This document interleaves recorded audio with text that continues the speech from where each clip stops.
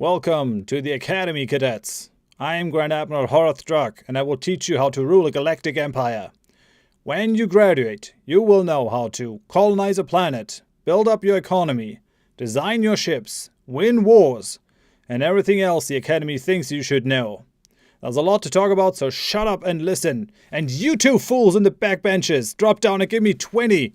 I do not care who you are, I just care about how much you know when you leave this place. So let's get to it. Already talked about districts. Let's talk about buildings in Stellaris 2.2, planetary buildings. So you have 16 possible building slots on a planet. Each slot will unlock after 5 population on the planet, so 5, 10, 15, 20, 25, and so on.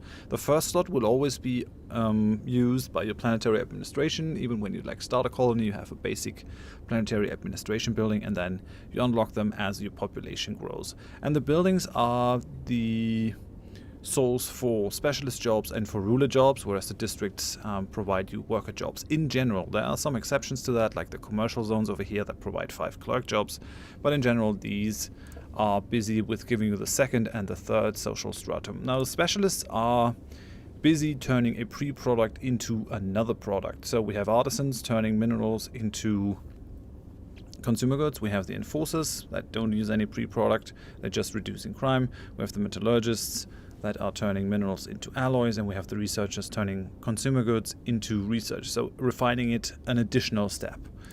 And it often is not a great idea to just plonk down a building directly. Instead, you might want to prioritize your districts and only build these buildings once you have unemployed people that cannot be used in the districts. And that is because people will not demote very quickly from specialists to becoming workers, and they will very quickly take up specialist jobs if they are workers. So upward social mobility is very high, downward social mobility is very low, and that kind of creates problems if you build a building like, let's say you build another alloy foundry because you want more alloys to build more ships. You not only open up 2 slots for additional specialists, so you're going to have 4 metallurgists, and they will have to come from your workers if you don't have additional population, but you're also increasing the need for pre-product. So instead of 12 you would need 24 minerals at the same time, where you may be taking people away from the mines. So currently we're producing 19 here, and afterwards if we lose 2 people, we're producing 9, whereas we at the same time need 24. So that can lead you into very bad spots. There is a way for you to prioritize what happens on a planet and what doesn't. Let's say you decide that you don't need clerks, but you need the minor jobs filled. You can just deprioritize those clerk working places and just say do something else. Now currently we've created 9 units of unemployment. The clerks will be missed in another form because they provide amenities and they provide trade value, which then gets translated into credits. But it is a way to sort of fine-tune your economy. But in general, I feel like it's a good idea to wait until you have excess population that is unemployed before you build a building, or most buildings, let's say, those production buildings. There are certain buildings that you probably want to plonk down right away, like the buildings that provide unity, like the culture site, a temple if you have access to it. And then there's also the building that increases population growth, the hospital building line. Those I would put down ASAP whenever you can, because the benefits of having your population growing faster is just that's huge. That's what you want. But other than that, prioritizing raw resource income is definitely a really, really good idea. Now these buildings provide jobs. They currently provide 2 jobs, and most of these are not limited, so you can fill your whole planet with alloy foundries if you so desire. Some of them are only, you can see corporate culture site, for example, has a planet limit of 1. So it's a good idea to look at these and think about if you can actually build more of them, or if it's just going to be 1 slot, because you have to plan out your slots a little bit. There can also only be 1 temple, but each of these buildings normally has multiple levels of upgrade, and that's what we're going to talk about right now. So 16 planetary building slots might not seem like much, but since you can upgrade them multiple times, there is actually a lot that you can do with just 1 building. Now, this is an advanced save from 2282, so I have access to all the levels of production buildings. And what you can see here is the basic level of the research labs. You already know that one, that provides 2 researcher jobs. The medium level of those already provides 5 researcher jobs, and the maximum level provides 10 researcher jobs. That one building is doing what 5 basic buildings would do. That is like the level of power that you get for the highest level of building. Now the downside is that you have to provide a steady income of exotic resources, of rare resources. Here it's exotic gases. You need 2 to upkeep the max level building, 1 to keep up the medium level building, but those can be gotten in various ways. You can buy them from the market, you can synthesize them, or you can just mine them on planets or in space where you have them. We talk about that in a little bit. And all the production buildings do have these upgrade phases, and most of the other buildings, unless they're unique ones like, let's say, the Psycho or the Shrine or stuff like that, but most of the buildings do have those multiple levels, and with that you can make like your planets a lot more effective, and you can make sure that you can provide jobs for not only dozens but hundreds of different pops. You're not going to run out of jobs that you can provide for your people. One of the things that you need to be aware of if you're thinking about planetary building slots is that if your population drops below the thresholds that unlock a building slot, you will lose that building slot, and if it drops below the threshold where you already have built a building in a slot, that building will be ruined. Let's just demonstrate that over here. I'm going to resettle a bunch of these guys to my habitat just to show you how that works. Alright, so now in a second you can see what happens here. Building ruined. Yep, so we have 2 ruined buildings. The synthetic crystal plant and the Psycho got ruined. I can unlock the next building slot just at the regular one at 65. Let's just see what happens if I do this. Just gonna resettle a bunch of people back.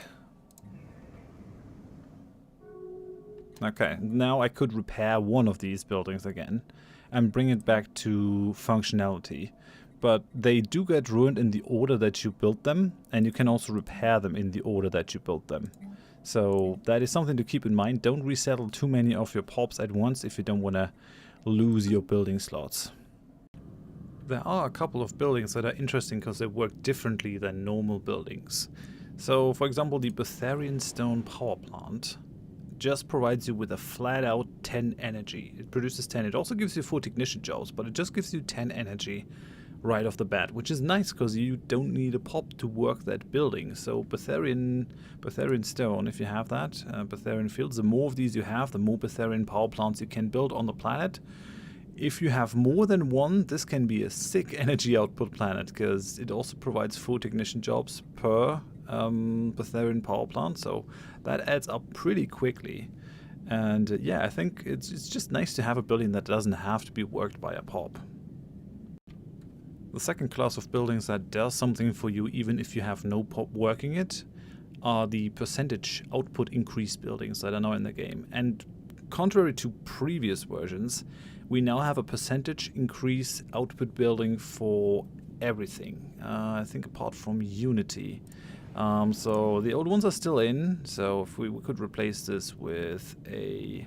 Well, we could replace it with an energy grid over here. This one boosts the output by 15%. There are upgradable versions of this too, so if you build this one, then you can boost it and the percentage increase gets even higher. There's also now one in for food, so food processing facilities. That's awesome. We have the mineral purification plant. I really like that one. Then we have the Galactic Stock Exchange, which boosts the trade value on the planet and adds merchant jobs. You can only build this on a planet that is decently sized, just like this, which boosts the metallurgists' output, the guys that create alloys, and the artisans' output, the guys that create consumer goods. That's another percentage increase building, which is pretty awesome. You can only build these buildings on a planet that has a planetary capital, which is something that you can build once you've researched it and you have 40 pops on a planet. But you can build multiples of these, especially the Galactic Stock Exchange was something that you could only build on your capital. That is no longer the case. I have one on my capital here, yeah, of course, but I also have one over here on Xeno Scum. This gives me merchant jobs +2 and increases the trade value by 20%. And then there's also a building for where is it, for slaves. If you have slaves, then you can boost the output by 5%. That can be quite helpful. And there's also one for research, which is an entirely new thing. It gives you a science director, and it also just boosts your research by 15%. So stacking these buildings, research labs, and then combining them with the research institute, and for the other buildings as well, can be extremely beneficial. Let's talk about the special resource buildings. You're going to need these special buildings for various things in your empire, building enhanced chips or upgrading your buildings to higher level ones that provide more jobs. There's 2 ways to get these, 3 ways actually. One is to mine them in space. The second is to build them on the planet, either by mining them or synthesizing them, and the third way is by buying them via the galactic market. We're only going to talk about the building one. I will do like a separate video for the special resources.